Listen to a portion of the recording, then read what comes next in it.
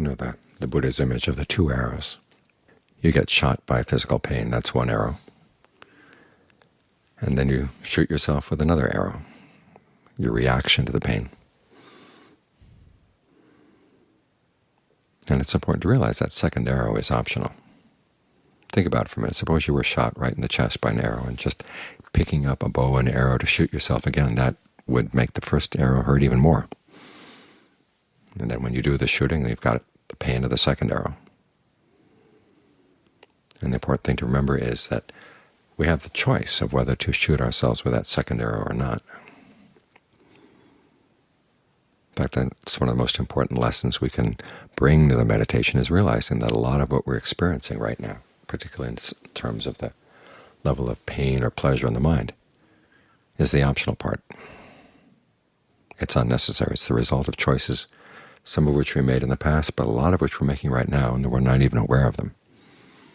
The whole purpose of the meditation is to make ourselves more aware of those choices, which opens up the possibility of making different choices. The choice not to shoot yourself with the arrow, and to realize how that can be done.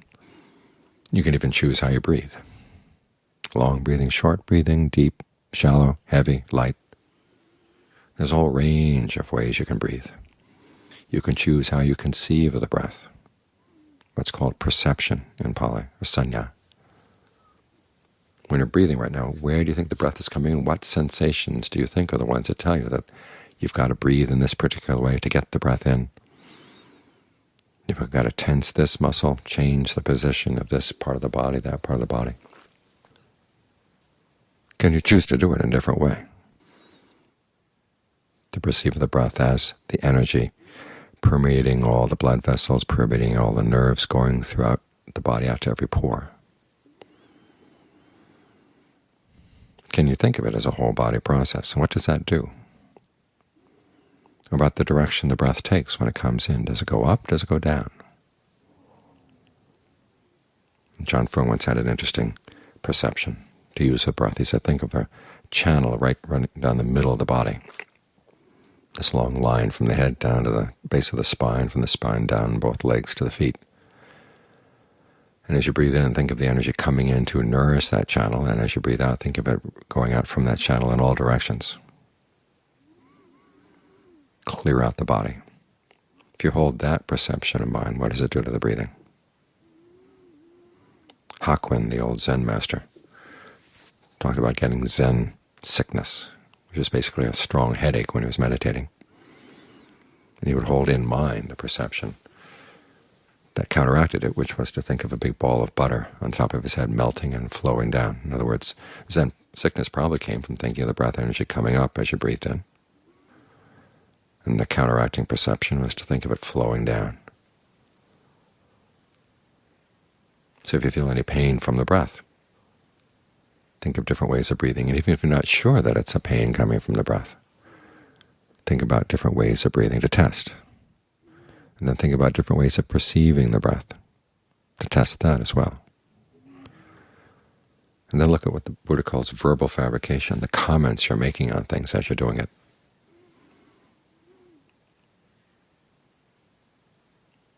Are you making good comments or bad comments? Oftentimes the comments we're making on things are the worst part of the mind suffering. If there's a pain and there's a difficulty, your mind's not settling down and you're chattering to yourself about it in ways that just get you more upset. Okay, you've got to learn how to stop the chatter. One way I found really effective is trying to locate where in the mind there's a little pattern of tension when you think, and when you stop thinking that thought, where does the tension go away? Okay, and the next time you think that thought, think of little knives going into that part of your body and just chopping everything up. Shred those thoughts to bits. And then be on the alert to see the next time a disruptive thought like that comes up, and just try to chop it up wherever it appears.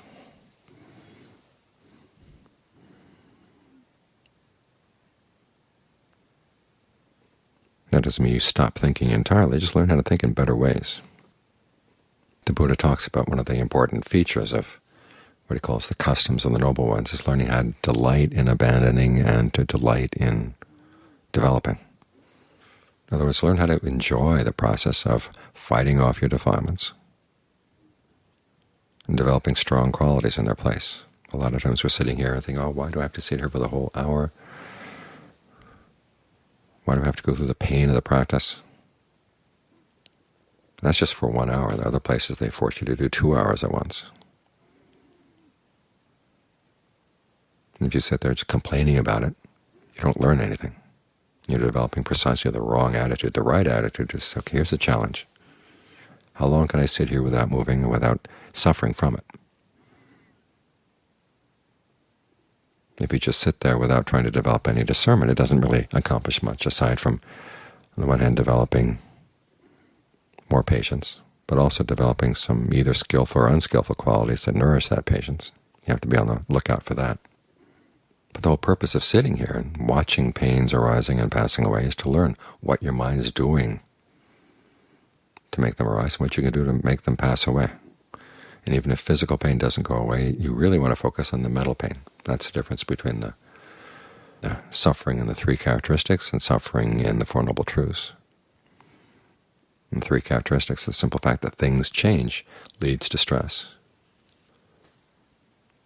And as long as you're experiencing a body and experiencing the human world around that body, there's going to be change and there's going to be stress coming from that. But the question is, does that stress have to weigh on your mind? And that's where you have the choice. That's that second arrow. The first arrow is the suffering or the stress of the three characteristics. The second arrow is the suffering of the Four Noble Truths, which comes from craving, ignorance, and all the other unskillful fabrications that are based on those qualities.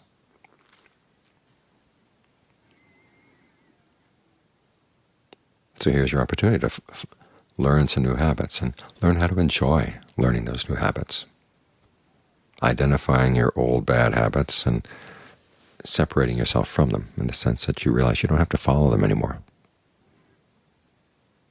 You can develop new habits. When they talk about developing a fighting spirit in the meditation, this is what they're talking about. Seeing the problems that arise as you're sitting here as challenges, and realizing that you can figure out how to deal with that challenge. It may take some time, may take more time than you want, but learn how to not make that an issue. So be very careful about the thoughts that arise when you meditate. One of the reasons they try to tell you not to think at all is so that you notice when you're thinking, and begin to notice which thoughts are actually helpful and which ones are not. Because you work with a fighting spirit, seeing things as challenges that you're up for, then it's a lot more likely you're actually going to find the solution to the problem. You don't find it by complaining or just sitting there and telling yourself not to think at all, trying to squelch every thought, because a certain amount of thinking has to go into figuring things out. Now, if you find that you're thinking and thinking and thinking, can't figure things out, then stop for a bit, watch for a while, see if you can see the connection between something you're thinking or any movement in the mind at all and the level of stress going up or down in the mind. And that'll give you a clue as to where you want to keep looking.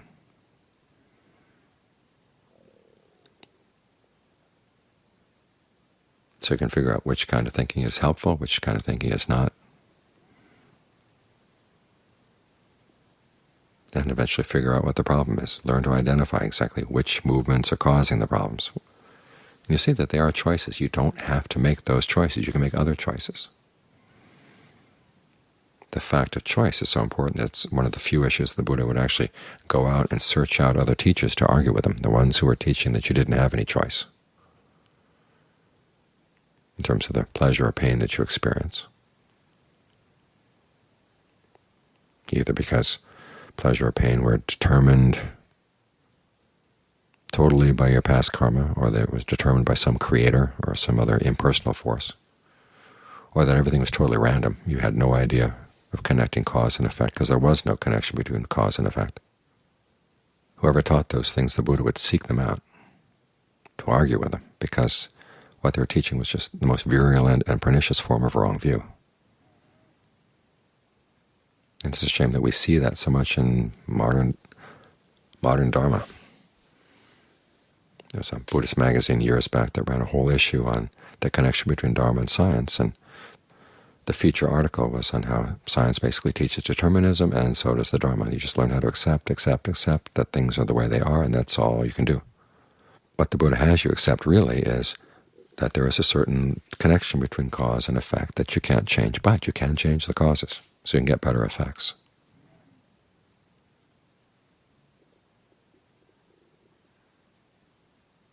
So that's what acceptance means, is trying to figure out the way things are. And accept, okay, there are certain causes that you like, but they're not going to lead you to happiness. You've got to learn how to recognize that. There are other causes, choices you can make that can lead to suffering, but you like doing those things, but you have to face up to the fact that they do lead to suffering. That's what you have to accept. And then once you've accepted that, then you can figure out how to choose to do the things that you ordinarily don't like to do but will lead to pleasure in the long term, and how not to do the things that you like to do that will lead to pain in the long term, and learn how to enjoy learning these new lessons. This is where the image of the fighter comes in. Okay, you've got an enemy. Here the enemy is inside, and it's an old trusted friend, or a friend that you thought you could trust. But now you've got to do battle with it. And part of you misses the old friendship, but when you realize it was a false friendship all along, you've been deceived by these thoughts all along, that makes it easier to fight them off and to enjoy the fact that you can finally get past the subterfuges and the tricks that these false friends are playing on you.